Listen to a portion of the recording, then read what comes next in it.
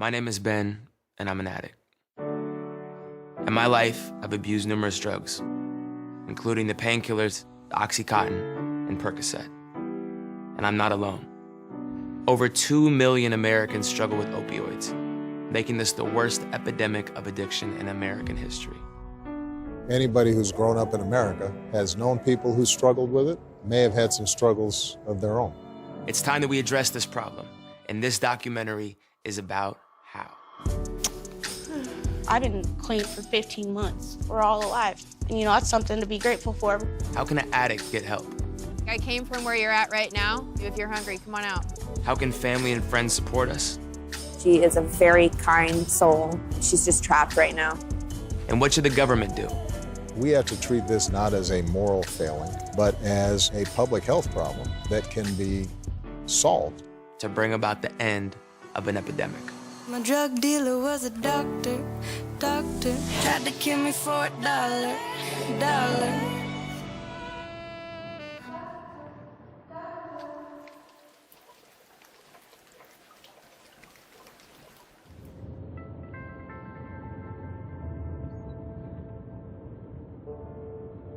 I first got clean and sober in 2008. I would love to sit in front of the camera and tell you that I went to treatment in 2008 and that was the last time that I've put a drug into my body. And that's just not the case. I've had numerous relapses and will always struggle with addiction. This is a lifelong disease. I need to work at this thing every single day, and that's the only way that I will potentially continue to live it one day at a time. How you been? Good, how are you? I'm good, waking up a little bit. It's super important to have a support group. How you doing? Nice to meet you, Ben. So it's extremely important for me to get to a meeting. Okay, welcome everybody. I invite each of us to bring our truth here to benefit others, right? So, who would like to launch us on this shared journey? I'm Justin, I'm an addict. Justin. I broke my wrist, and then it caused me to get my first prescription of Vicodin. And I'd heard about people getting hooked, and I never thought it would happen to me. I was convincing myself it wasn't a problem. I found out that I was full of and Thank you, Justin. So glad you're here. My name's Garrick. I graduated high school, started training in MMA. I got injured, and I ran into an old friend, and he was already well into his addiction with Oxycontin, and he introduced it to me. Even within that few months, grabbed a hold of me completely, and I just spiraled out of control. Painkillers for me were interesting because when I was in high school, they weren't really readily available. And over time, Oxycontin got introduced. I started using Oxycontin opiates at 17. I was just a pothead, you know what I mean? Ecstasy, but then when the opiates hit, that's where it took place for me, you know what I mean? Kids that I grew up with, I really loved and respected, overdosed. I remember in the 5th grade, I came home and I was just going through my mom's medicine cabinet, and that's when I started opiates. By the grace of God, I'm in this seat today because I've lost 11 of my really close friends to this disease. We are living through the worst epidemic of addiction in American history. And the drugs causing the most deaths? Legal prescription opioids like Oxycontin, Percocet, and Vicodin. How did so many of us get addicted to painkillers, and why are so many Americans dying from drug overdoses? To find out, you have to go back to the early 90s. Before that time, doctors generally considered opioids dangerous.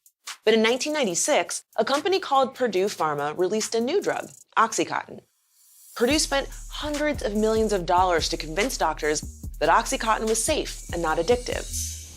Their marketing strategy worked. Prescriptions for Oxycontin skyrocketed. But Purdue's claim that Oxycontin was safe and not addictive just wasn't true. As sales skyrocketed, so did addiction, overdoses, and death. Users also found that they built up a tolerance to Oxycontin and other prescription opioids. And that's where heroin comes in. Heroin is an opioid like Oxycontin, so lots of people who built up a tolerance to prescription painkillers moved on to heroin. And today, more Americans are addicted to heroin and die from it than ever before. I just wanted to say personally how much it means to me and to the recovery community that you are taking time out to talk about the disease of addiction. The first time that I was ever introduced to opiates was through my mom's medicine cabinet through pharmaceutical drugs. Right. And it led me down a very long trajectory of pain to the point that I didn't even want to live anymore. Right. And I'm wondering, for you, have you had any personal relationship with addiction? I think that anybody who's grown up in America has known people who struggled with it, may have had some struggles of their own. I had a lot of close friends who ended up having to go through the recovery process.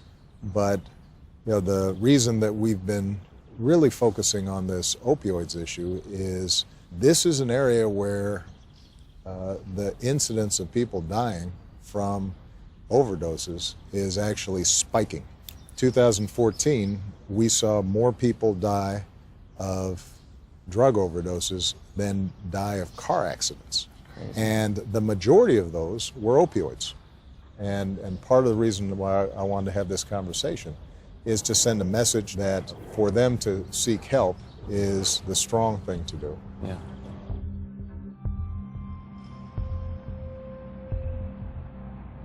My name is Lindsay. I'm an addict. Lindsay. I got a neck injury, when I was 12, and a doctor prescribed Vicodin to me, and I was like, wow, I don't feel anything. And so from that point on, I was like, I'm not taking Tylenol, I'm not taking ibuprofen, I only want Vicodin. And after that, I was introduced to Oxycontin. And the first time that I did it, it was like my one true love. Like, I hate to romanticize it, but that's really honestly how I felt at the time, and I would do it until my nose was bleeding. Then I got introduced to heroin. I swear to God, I never would do it. I was never going to be a junkie like that person. I was never going to be like that guy. I was never going to steal or rob But I lost everything in a matter of 4 months as soon as I tried dope for the first time. My job, custody of my kid. And I didn't want to be like that anymore because I knew that wasn't me. I was a good girl. I went into detox April 8th, 2011. My clean date is April 9th, 2011. I celebrated 5 years clean on April 9th. So I just dove right into service work. Started a nonprofit in 2013 called Hope Soldiers, which helps people who don't have money or insurance. I've been able to help my friends get clean and get into treatment. And I'm grateful for every opportunity that I have to do that. And I'm grateful to be here today with all of you guys. You guys mean a lot to me, so thank you. Thank you, Lindsay.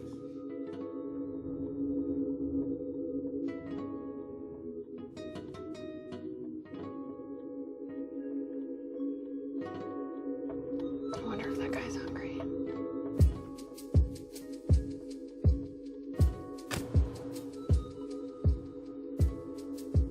Hey guys, you hungry? I got some sandwiches in the back of my car. I've got sandwiches, Gatorades, water. So guys, we help people struggling get into treatment for free. My phone number is on here. If you need resources for treatment, can I give you a hug? Yeah. I know it's hard out here. I have 5 years clean from heroin. You have kids? Yep. You want to see them again? Oh, yeah. I can help you.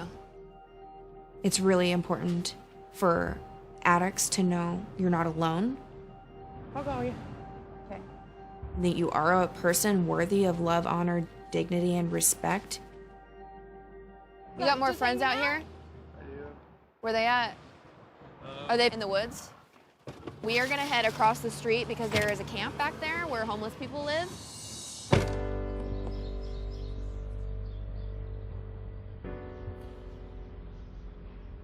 Don't feel weird about it, dude. Like, I came from where you're at right now. So I got some food for you if you're hungry. Come on out. God bless you guys, really. It's amazing. Did you eat yet, Chris? Yeah. You already ate? I definitely didn't want to be a heroin addict. You know, I don't ever remember saying I'm going to do heroin, ever. Like, honestly, I feel like right now I'm the biggest black sheep in my family. Like, not like the only, not the only, but it's like you said, I put myself there. Would you be interested in going to like a transitional living treatment center? Yeah, because I almost feel like I might need that. And Can we come back and visit you more? Okay. I'm gonna give you a hug because that's what I do. Yeah. Thanks for the hug. That's awesome. Yep. You guys stick together. Stay together. Yeah, we will. Yeah. Okay. We're facing an epidemic in our country right now, and it's going to take some compassion to help those of us out there who are feeling alone right now. Love you. Love you.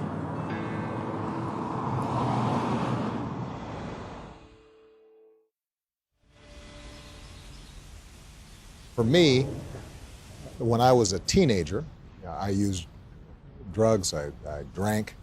I pretty much tried whatever was out there, but I was in Hawaii and it was a pretty relaxed place. And I was lucky that I did not get addicted, except to cigarettes, which took me a long time to kick. But it does seem as if the speed with which you can get hooked on opiate-based medicines is fierce. And I don't know whether that was an experience that you had as well. I was on Percocet. Mm-hmm. All of a sudden, I'm doing it every day to the point where I had this dependency. And I remember the guy that I was getting them from didn't have any more. And he said, but I had this other thing. It's called Oxycontin.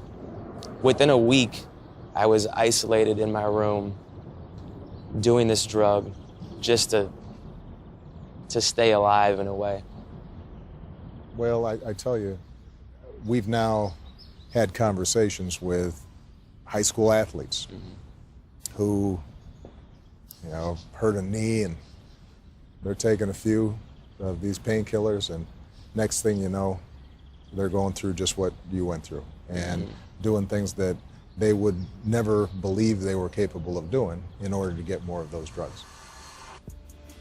Addiction is not a choice. That's especially true for opioids. To understand why, you have to look at the way they work in the brain. Your body actually produces natural opioids. When you're hurt, they attach to the receptors in your brain and reduce your pain. But natural opioids only work on low levels of pain. Prescription opioids work basically the same way, but they're more powerful, so they help you deal with major pain. But their increased power comes with a big downside. Prescription opioids also cause a massive release of dopamine, a chemical that helps your brain recognize things you need for basic survival, like food or water. So heavy use of opioids can actually train your brain into thinking you need them just to survive. That explains why so many opioid-addicted people seem like they'll do anything to get them. The good news, though, is that our brains can bounce back. When an addicted person goes into long-term recovery, the brain slowly stops seeing opioids as something needed for survival. And an addicted person can slowly begin to live a life that's not dictated by opioids. Hi, I'm Elena. I'm a heroin addict. Hi, Elena. This is my first time sharing at a meeting. And I'm still like struggling through this. I started smoking heroin like my summer of my senior year. I went like a year smoking heroin like every day. I never went a day without it. I'd be praying to God, like, please God, like, help me, I will never do this again. But then there I am the next day doing it again. I'm like ready to be clean and give up heroin because it's just not the life I want to live anymore. And you've like really, like, you're like a really, like a blessing in my life. I probably wouldn't be alive without you. Yeah. You're in the right place. Beautiful.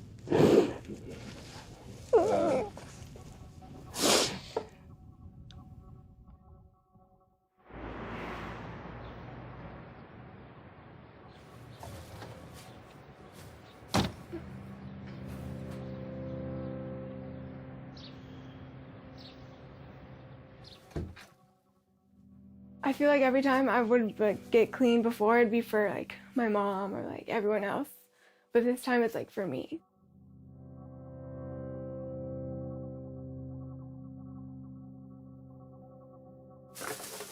And I'm going to see a Suboxone doctor. So I'm just gonna try and see if it helps so I don't keep going back to heroin.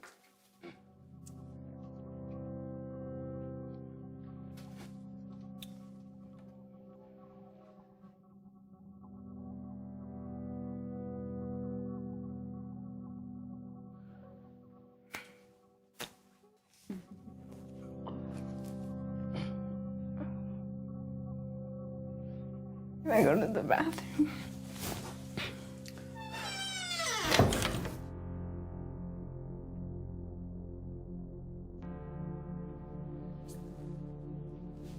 Is there anything else you need to do before we go?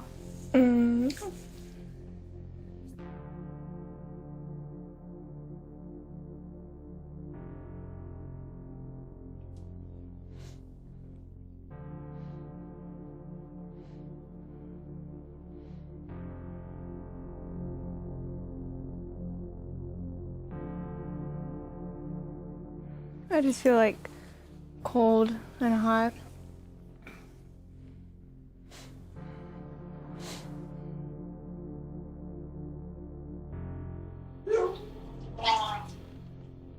Do you need anything?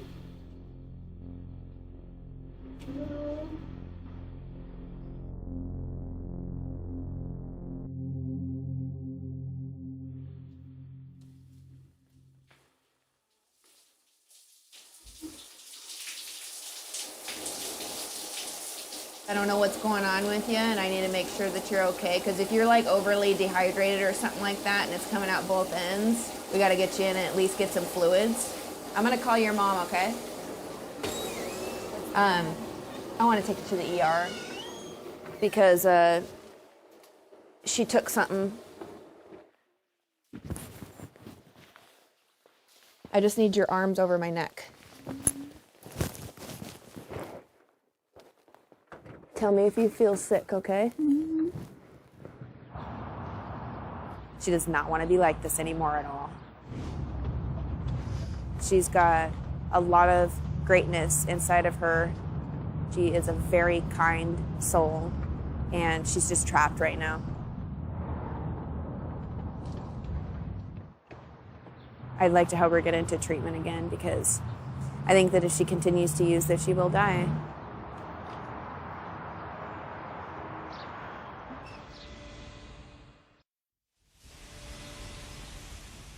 It wasn't until I finally went to treatment that I got the help that I needed. But if it wasn't for my parents,